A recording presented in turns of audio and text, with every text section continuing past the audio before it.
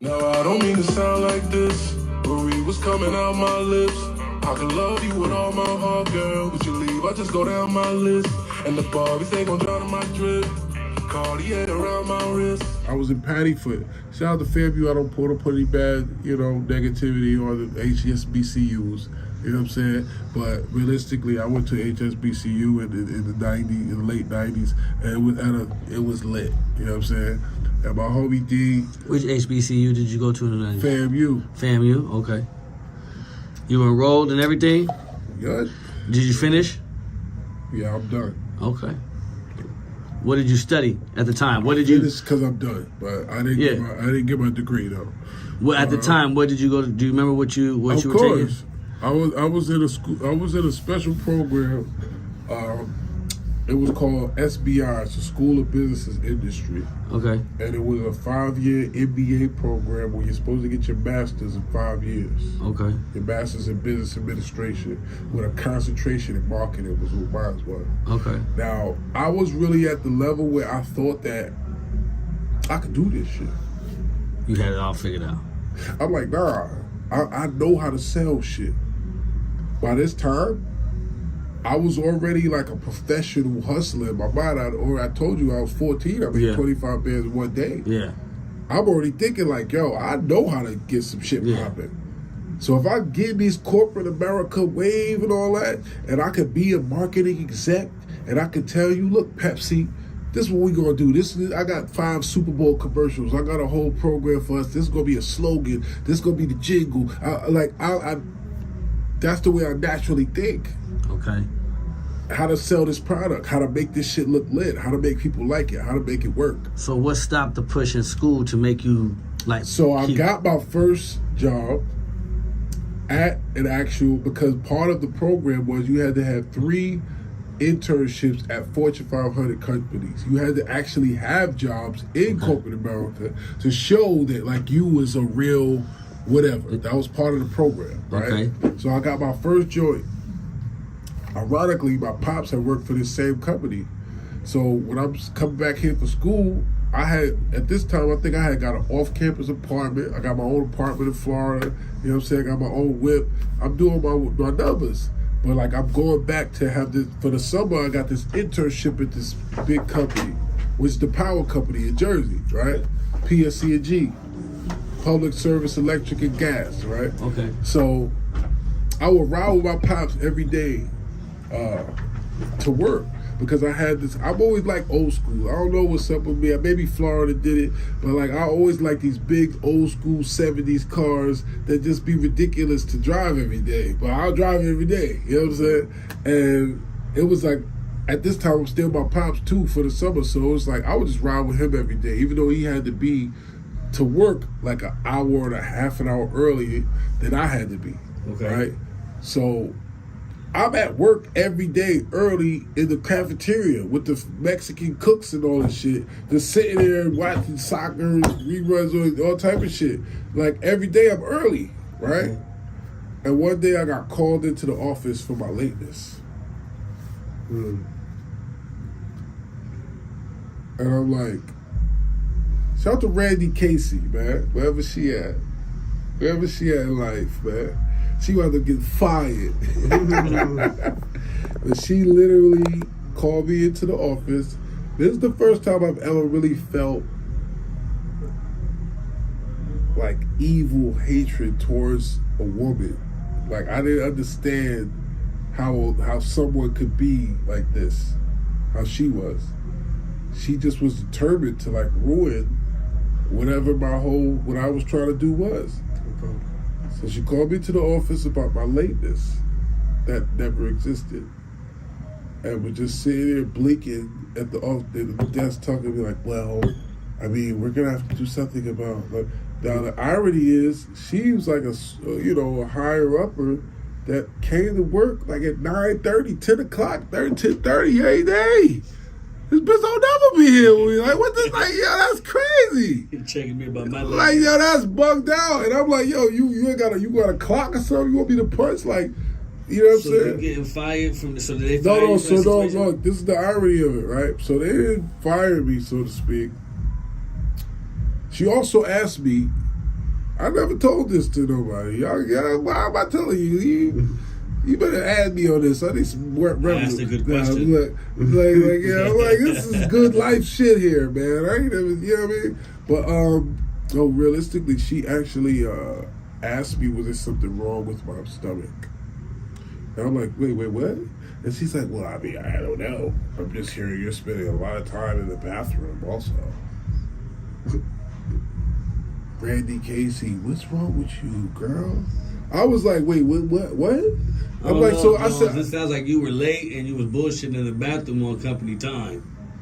I hang out in bathrooms? That's what I said. I was like, listen. I said, listen, I don't know what you, but I'm like, I don't really like hanging out in bathrooms, personally. Like, if there was somewhere I could, like, hide out from work, It gonna be the bathroom. we got office rooms. We got little, like, you know what I mean? We got, you know what I mean, unused offices, cubicles. Like, there's bad places I could just hide from work besides a funky-ass bathroom. And where I'm going to be in the bathroom? I'm just sitting in a stall? Like, what I'm sitting in the stall doing? Back then, we didn't even have cell phones. It wasn't even like I could be scrolling on Instagram. There wasn't nothing for me to do in the bathroom, bitch. The fuck am I doing in the bathroom? Like, what? But it's just anything. It's just anything to say. And that's what I realized was like, oh, they're literally doing anything. They don't have shit, so they're just like, look. And then this is what happened. This is when I realized, like, okay, I'm not doing this. That's it. Oh, well. Streets for me. So that was the situation like, right no, there. That was kind of like, that was kind of the straw that broke the wolf's, trust. We ain't gonna say back, right? Because I looked at it like, wait a minute. I'm actually doing everything right. I'm actually being here early. I'm actually putting in the work. And, shout out to Dave Bullhauer and Chris something. It was, I don't remember, it was Weisbecker or some other shit like that. And I was actually like, you know what else they do? They say, listen, come on, we're going out to drink after work. We're going to go to the bar. And come on, you come with us. And it's like, oh, no, guys, I got to go, man. I'm just going, oh, come on. You never come with us. You're not like you're not a part of the team, right? You're not a part of the corporate culture of the we're all togetherness of the office, right? So what happens when you do go? Then you do go, because you don't want to make it weird, right? Like, all right, I got to work with these guys. Let me just go along to get along, right? Then you do go. Then what do? They hit you with the, you're not like not like them black people questions. Look, I always wanted to know, you're not like them and stuff, you're just, yo, Dave, listen, stop, please. No, I mean, come on, we're just talking and this. Now, if you don't go, oh, you're antisocial. Oh, man, he's not really, So I realized the games that come with being a corporate executive as a black man, working your way up the so-called ladder or whatever, that's about 7 jobs. Okay. So respect to anybody that's been able to navigate that and do that productively. But for me, especially at that age and that level of intelligence, I said, oh, nah, hell no. So what was the plan? Take me to where you're at that point. You're like, okay, I had this whole goal. But I'm telling that wrong, too. The last straw was really, I made a whole Super Bowl series for Budweiser.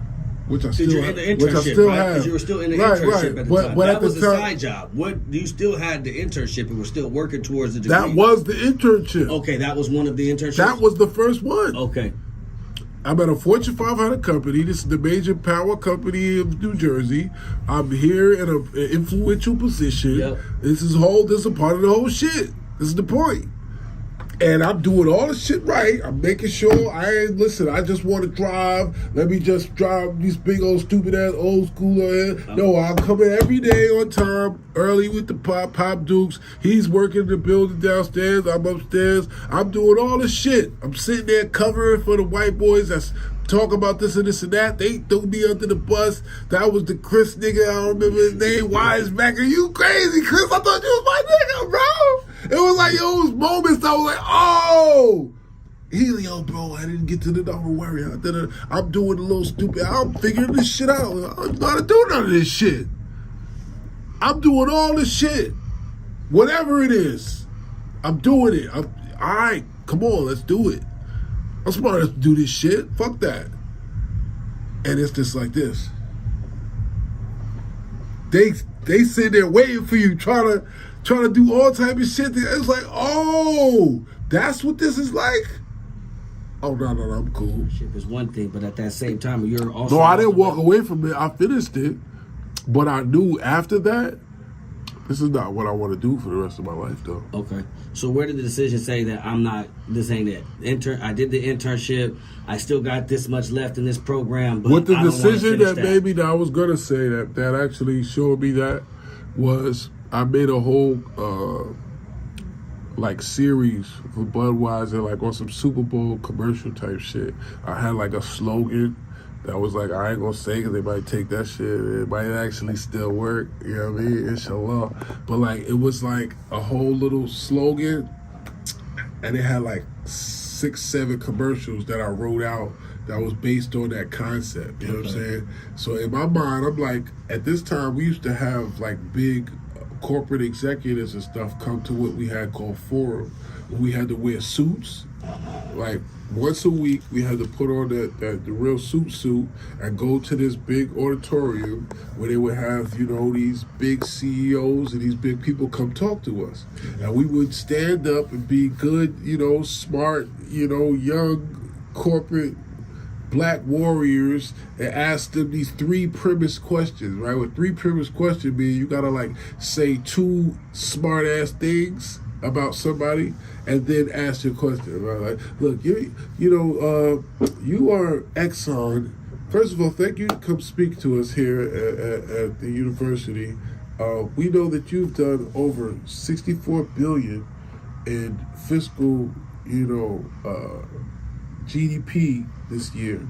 So as such a competitive, you know, industry as the gas industry, especially in such a fluctuating time as war and this and that, and the downfall of the such and such by the this and that, then how do you maintain such a dominant position in the global market in such a crisis, you know, climate?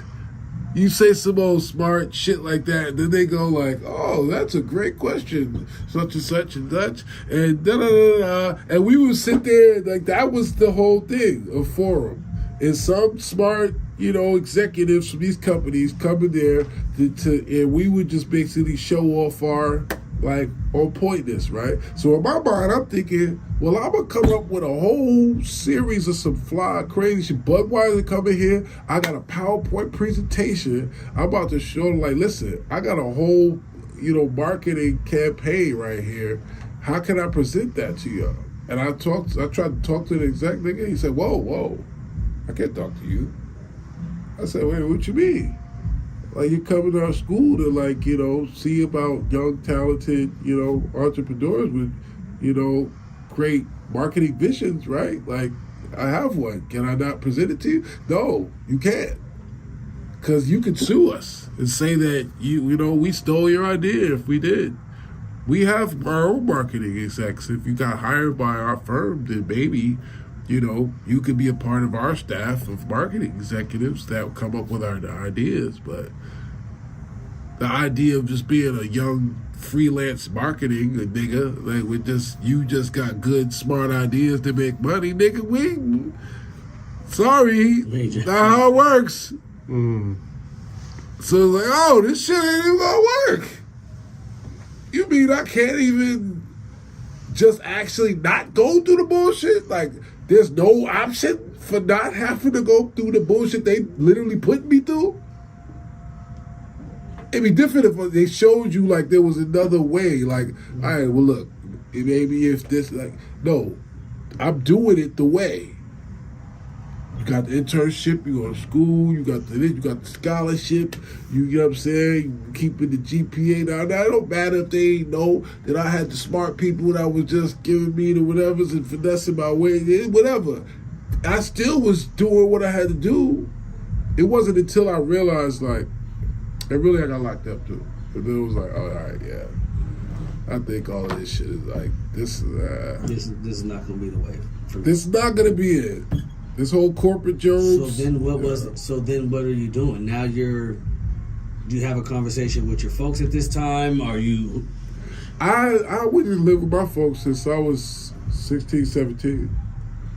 I wasn't no mama's boy at home type. It was like I got kicked out. I had to. That's why I went to Harlem, because it was like, you ain't living here. So you left school. Where's the first stop after you leave school? Then at that point, you left Florida, Harlem. Or you rapping at this time, or? Yeah, by then I was rapping. I started rapping like around the time when I really started, like when I left home. That's when I started rapping for real. And it was really just awesome. Like, I got lit and we just having fun type of thing. And like, people made tapes of it. I didn't know it. And then I heard it, and everyone else was like, "Why you ain't tell us you was a rapper?" I was like, "Oh shit, that sounded like a rapper." And that's how it started. You hadn't had no battles while you were in college, so while you're going to school, battling is not a thing for you? That was the first thing. The first day that I found out, that niggas found out I was supposedly a rapper, they dared me on some, like, yo, it's a battle this weekend, $1,500, nigga. You ain't gonna get that. I'm like, what, nigga? I'm on that. Hustler. That's the hustler What? mentality. Yeah, Kick that what? 15, I need What? this right now. I need him. So at this time, this is before. Fit in? You're in college. It's $1,500 for a battle. I'm about to go. I'm 17. I need that. Okay. Shoot me. Yeah, 1,500. What? That's a lot of Shout out to figures. my nigga Clips, man. The nigga that wound up being my partner that I started rapping with, he got it. And I came in like third place. I got like 500. Okay. That was the first time I ever rapped, though, on stage in front of anybody. Besides when I was 9 or something, and we're doing like talent shows and shit like that. Okay. So now we back at home. School's not a thing. You in Harlem. What are you doing? Like, what's the mindset? Like, what's the goal? Because to go from like chasing the NBA to just saying like, man, fuck it, this ain't the wave, with the letdown from Budweiser, to ending up back at home. Well, first of all, the NBA was the first thing, right? The NBA, first of all, was baseball. I thought like baseball was like when I was young. But then when you in the hood, it's not cool enough. You know what I mean? Basketball is what's really whatever, right? So I get nice at basketball now, right?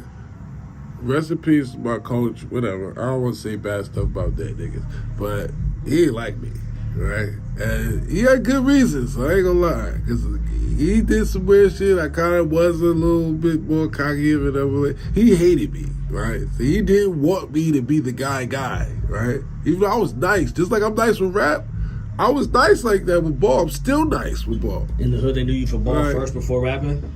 I never rapped in my hood. It wasn't until I left my hood that I became a rapper. Niggas was on some like that. Leave me on a rapper. Like, they didn't even believe it. Didn't believe it. I was telling other niggas like, don't call me no fucking rapper. Like, I was in denial for like a year or two. Like, I didn't want to be really known as that. I just knew like, oh shit, you could make some money doing that. So at what point between... It wasn't cool to be a battle rapper at that time. So at what point after leaving school and that battle that you got into for the 1,500, you're back at home and you're like, okay, I'm gonna start battling. Like, this. Oh no! At that time, it already turned into. It turned into the same thing that anything with me turns into. I'm a Capricorn, man. I'm sorry. Everything turns into a fucking mission. If I'm doing something, if it's gonna be something I do, why are we doing this? What was it and that what are we clicked doing? that made you say, man, fuck, I'm doing this rapping I thing? made money the first time I ever did it. What do you mean? So now you're in Harlem looking for battles, or you're No, trying I'm to not find looking. like a I don't have to battle look. circuit? I don't have to look for it. It's like this is the thing, right? And I don't want to get too deep or spooky or nothing, but I don't care if anybody doesn't care, but for those that really ain't receiving, I'm just dropping some real Jews and just chopping it up with y'all on some life shit. You know, for those that people be on some battle rap, whatever. But like on some life shit. Sometimes it's like, I'm sorry, he lost me. What was the Because after FAMU, you telling me you're back in Harlem. No. What was the made last you, sentence that you said? like, what made you feel like, okay, I'm gonna do this battle rapping thing because I'm getting to the money? Like, what was the battles that you started having back at home after college and said, fuck it, this is my hustle? Nah, I just got tired mentally at that moment. I'm just like, yo, I need to take my ass back to the room, nigga. You just got off the plane, like all of that just clicked in that 1 second that I'm just explaining some deep. It's just like, wait a minute, nigga, you need to eat and lay down. Anyway, the humanness just descended. But anyway, look. So long story short, what wound up happening to me was. And this is why it's like I have to start sharing these parts, I guess, to the world, because for all of my young niggas out here that don't really understand that, like, yo, if you don't really go through the things, it's hard to really be that nigga, bro. Because you don't know. You never been through the dumb shit. I went through the dumb shit. Yeah. I did everything you could do. I was a barber. Right? Just went to a barbershop. I didn't know how to fucking cut hair. I was fucking one nigga's shop, my nigga's shopper. I'm fucking his hair up for years. I was fucking, y'all might cut some shit, do some weird editorial shit. I was fucking his hair up. All right, respectfully, nigga. But like, oh yeah, pause for those zesties. Pause for the zestiness. But like, I was fucking his hair up in high school for like a year. I didn't understand how to fade. He just kept like, yeah. Good, yeah, good, my nigga. I'll just be looking like this. I knew one day I was gonna figure it out, and then one day it clicked, and I started, layers. Oh, just put a little bit more and a little bit more. Oh, I started understanding how to fade. I had a personal human, fucking, you know what I mean, you know what I mean, practice.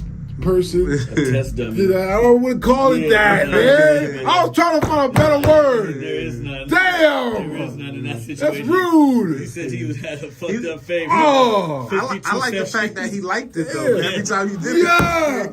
To me, that's a real one. Good. Yeah, I've been good. I'm like, what did he say when it was actually really good for the first time when you thought it was good? I don't think he knew the difference. I don't think he knew the difference. And you know what's fucked up? When I got hit by a car, and I'm laying in the streets with glass all up down the street, and I'm all fucked up, and there's some lady like, it was his fault. It's his fault. That's all I hear over That's wild. That's all I hear on my fucking head ringing. I'm just like, yeah. I'm like, it was him. It was his fault. You know whose voice I hear? Fucking Shama. And he comes through like, yo, Lim, yo, my nigga. Yo, you alright, yo, my nigga? Wake up, my nigga. I'm just like, yo, if I was gonna die, he just snapped that shit right out of like, it wasn't even no choice to die. My whole soul was just like, yo, you're good. My nigga, wake up, my brother. Shaba was right there. And he started cursing the bitch out. No. Called the ambulance, all this shit. And they came and got me on there. Shout out to my nigga Shaba, man. Wherever he at, man. Yeah. You know, real hood shit. Let a nigga use him as a practice, manual. Nah, I really got nice. So he was a barber. So when I went to jail, basically, when I was in college, I came home, I had the strap, they caught me with the strap, I went to jail. My lawyer told the judge, ironically, the same lawyer that I got now, I would shout your ass out, but you ain't have to hound me after I gave you 8,000, nigga. Damn, I couldn't get you the other couple bands. You going crazy on me? You know what? Whatever. Anyway, but yeah, he told the judge. He did his job though. He did his job. He got me home. Yeah, that's why he wanted it. Yeah, you gotta get him the bread, bro. I know. You gotta get the nigga But damn, he was having you gotta get the nigga. I know 28 is a lot, but fuck, nigga, you gotta. Damn, 28. Yeah, it's a lot. But you gotta Damn! he needs all of it, Jones. Yeah, I need all of mine, so fuck you, Jones. Not now, Damn! He said, you want to be free or you want to go home? Hey. Yo. It's cold game. Hey, man. When you dealing with lawyers, that's a cold motherfucker, bro. They won't there. They done seen some shit. They'll leave you right there. They really looking at it like, nigga, your ass wouldn't still be in prison if it wasn't for me. Hey, for real. When it's like, bruh, I mean, I might have been. I paid you $28,000. I didn't want to say it. Of course. Of course. You better have done your job. What the fuck? That was. You know how many relationships, you know, that could have been. Man. Shit.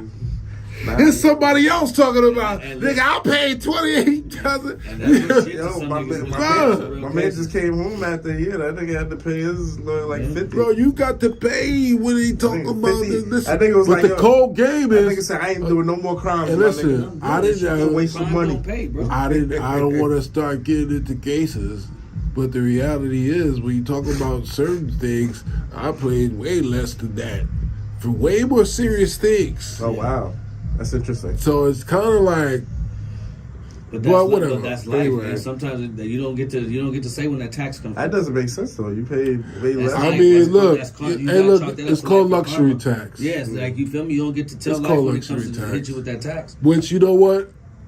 A real man pays his debts. But sometimes certain things just gotta, you know. A real man pays his debts, though, as you said. What was It your doesn't first matter. real battle on camera for the fans that don't know? Because there's a lot of newer fans.